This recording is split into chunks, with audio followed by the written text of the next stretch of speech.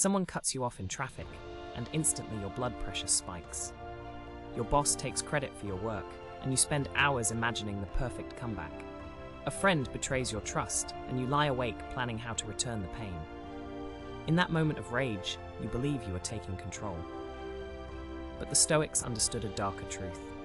The moment you choose revenge, you become their servant. Zeno of Citium, the founder of Stoicism, taught his students to think of their character as a garden. What you plant when no one is watching determines what blooms when everyone is looking. Every seed of vengeance you water grows into a weed that chokes your peace. The person who wronged you walks away free, while you tend their poison in your soul. This is not weakness disguised as wisdom. This is understanding the mechanics of human freedom. When your response to harm becomes automatic retaliation, you have handed control of your life to whoever can make you angry. You are no longer choosing your actions, you are simply reacting to theirs. The first Stoic teaching reveals why revenge is perfect obedience. When someone insults you and you immediately plan to insult them back, you are following their script exactly. They acted poorly and you matched their energy. They chose anger and you chose anger. They demonstrated lack of self-control and you demonstrated lack of self-control. Where is your freedom in this transaction? You have become a mirror, reflecting their worst qualities while believing you are asserting your strength.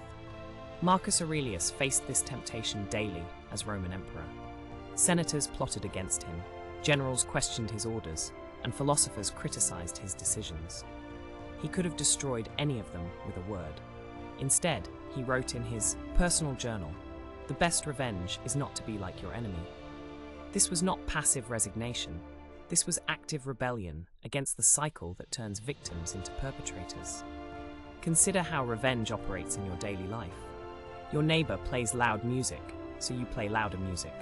Your colleague undermines you in a meeting, so you undermine them in the next one. Your ex-partner spreads rumors about you, so you gather ammunition to spread rumors about them. In each case, you believe you are defending yourself, but you are actually becoming the very thing you despise. The second Stoic teaching exposes revenge as borrowed misery.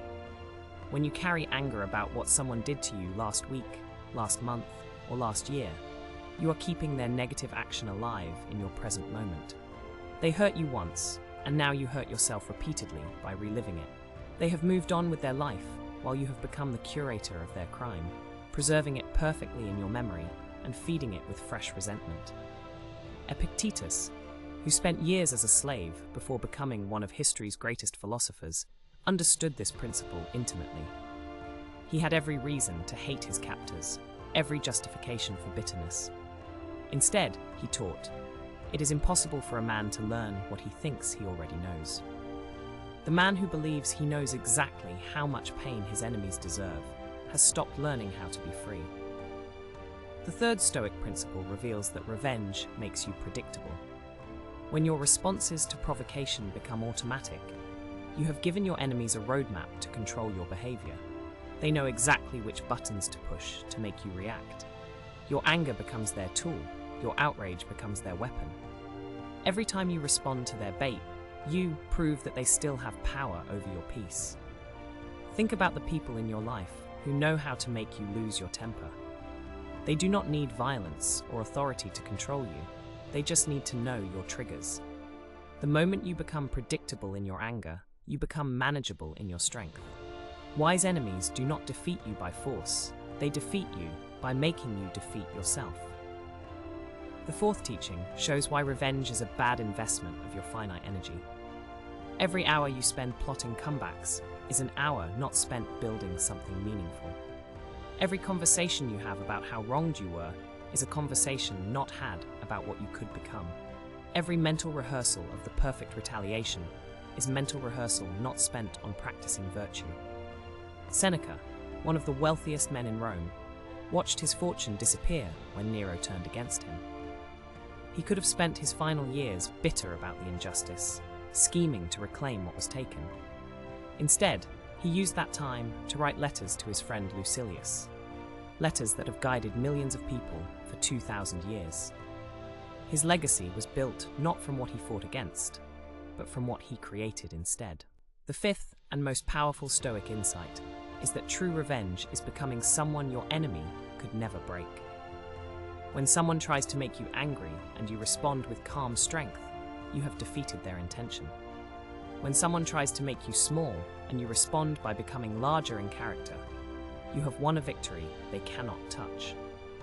When someone tries to steal your peace and you refuse to give it away, you have achieved something they can never understand. This is not about being passive or accepting mistreatment. Stoic philosophy demands that you protect yourself and set clear boundaries, but protection and revenge are different species of action. Protection preserves your peace, revenge sacrifices it. Protection maintains your character, revenge corrupts it.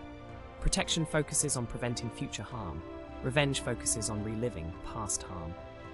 The practical application begins with a simple recognition.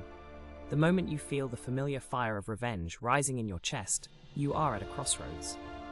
One path leads to temporary satisfaction, followed by lasting entanglement. The other path leads to immediate difficulty, followed by permanent freedom. The person who wronged you cannot choose your path, only you can. When betrayal strikes, when injustice burns, when someone takes what they do not deserve, remember Zeno's garden. What are you planting in the soil of your character? Seeds of bitterness that will grow into forests of resentment, or seeds of wisdom that will bloom into unshakable peace. Your enemies will judge you by your reactions. Your friends will admire you for your restraint, but you will live with the garden you grow when no one else is watching. Choose what you cultivate carefully, because in the end, you are not seeking revenge against your enemies. You are seeking freedom from them. And freedom cannot be built with the same tools that created your chains. The person who wounded you expects you to carry their poison forward. Disappoint them. Break the cycle. Be the place where their darkness goes to die. If this moved you, comment "The Citadel holds below." It is our sign that you carry the philosophy with you. Subscribe, and I will see you in the next one.